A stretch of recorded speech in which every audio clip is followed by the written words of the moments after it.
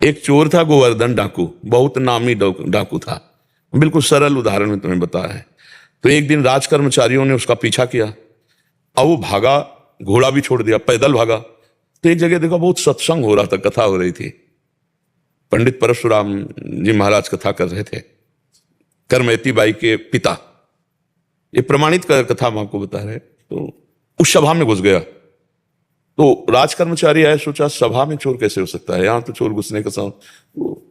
अब उसको पाया ही नहीं। जब कथा 2-3 घंटे बाद समाप्त हुई तो कथा का प्रसंग चल रहा था। वृंदावन में श्री बांके बिहारी लाल को आज यशोदा मैया ने सोने की करधनी, सोना, वो तो चोर आदमी, करधनी सोने की। भगवान श्री कृष्ण चंद्र जी को बांके बिहारी को कह के पुकार, 8 वर्ष की अवस्था है, मैया ने सोने की लकुट दी, सोने का। अरे इतना माल एक साधारण, और गाय चराने अपने सखाओं के साथ जा रहे हैं। कथा समाप्त हुई, नजदीक पहुंचा, चाकू निकाली, पंडित परशुराम जी के गले में लगाई, पता लिखो। ये जो इतना धनी बालक का वर्णन कर रहे थे, पता लिखो। उन्होंने देखा तो उनका डाकू है जो मेरा नाम सुन करके भयभीत हो जाते हैं, हमारा नाम गोवर्धन डाकू है। कहा भैया इतनी तुम्हें जल्दीबाजी क्या है? बोले पता लिखो। केवल कहा? बोले मथुरा क्षेत्र वृंदावन, बाप का नाम नंद बाबा, कन्हैया, गाय चराना। पर सुनो, ये तुम्हारे जैसे डाकू उसको चोरी नहीं कर सकते, बहुत नटनागर, बहुत प्रवीण बालक है वो। तो उन्होंने कहा तुम हमको ऐसा समझते हो, अकेले अकेले राजाओं के महलों को लूट लिया है? बोले फिर भी नहीं लूट सकते, बहुत प्रवीण है। तो उनका कसम खाता हूं, जब तक उसे लूट नहीं लूंगा तब तक पानी नहीं पीऊंगा। परशुराम जी ने सोचा भगवान की अपार कृपा इसके ऊपर, पता नहीं क्या लीला होने वाली है इसके ऊपर। उन्होंने कहा सुनो, हमारी तरफ से माखन मिश्री ले लो, जब तुम्हारा बस ना चले तो माखन मिश्री उसे खवा देना। हाँ ये बात भी ठीक है, बच्चा फुसला के काम चल जाए तो मारना काय को पड़ेगा। माखन मिश्री फेट में बांधी और कहा कसम खाता हूं जब तक उसे लूट नहीं लूंगा तब तक मैं पानी नहीं पीऊंगा। पर नाम क्या बताया तुमने? इतना बड़ा नाम तो। बोले श्याम सुंदर। श्याम सुंदर, श्याम सुंदर, वृंदावन, गाय चराना, श्याम सुंदर। अब भगवान का चिंतन बनने लगा। देखो चिंतन बनने लगा। अब वो पैदल चल करके आया। अब एकांत में जहां गाय चरती तो पूछते श्याम सुंदर की गौएं कौन है? बोले सबे हैं, ये ब्रजमंडल है, हर गौशाला भगवान के नाम की है। नहीं, बोले वो जो यशोदा मैया ने श्रृंगार करके चराने में, बोले वो तो कथा में लिखा है, प्रकट में थोड़ी अब रह गया। अरे बोले नहीं, पंडित जी झूठ नहीं बोल सकते। हम लोग चोर डाकू झूठ बोल सकते हैं, पंडित थोड़ी झूठ बोल सकते हैं। भगवान तो है ना, वो अपने भगवान को तो श्याम सुंदर है ना।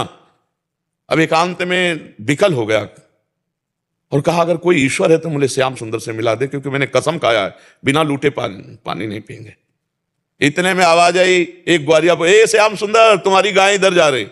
अरे दौड़ा उधर, देखा कमर में हाथ रखे, न जाने कौन से गुण पर दयाली दिली जाते हैं, पीतांबर की फेट, वैसे ही श्रृंगार जैसा पंडित जी ने वर्णन किया था। श्याम सुंदर, कमल नयन, मोर मुकुट और करधनी और लकुट। उसने हर चाकू निकाली, हर सखा को, वो सब सखा दिव्य, वो गायें दिव्य भगवान ने प्रकट की थी। सब सखाओं का भाग जाओ नहीं मार डालेंगे। भगवान ने इशारा किया कि जाओ इसको हमें एकांत में निहाल करना है। बोले हाँ बोल रहे। बोले तू डरता ले क्या? बोले अब काल से भी नहीं डरते, तेरे से क्या डरना है?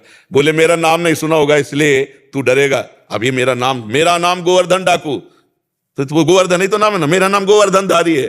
भगवान उससे जब वार्ता कर रहे हैं तो उसका जीवत्व तो नष्ट हो रहा है, अज्ञान नष्ट हो रहा है। उन्होंने देखा बड़ा प्रवीण, पंडित जी कह रहे थे माखन मिश्री खवा के काम कर ले। बोले सुनो, भगवान ने कहा अच्छा ऐसा प्यार करते हो? बोले प्यार के लिए नहीं है, ये सोना चांदी जो पहले ये उतारने के लिए। वो कहा ये तो वैसे ही उतार देंगे, लाओ तुम्हारा।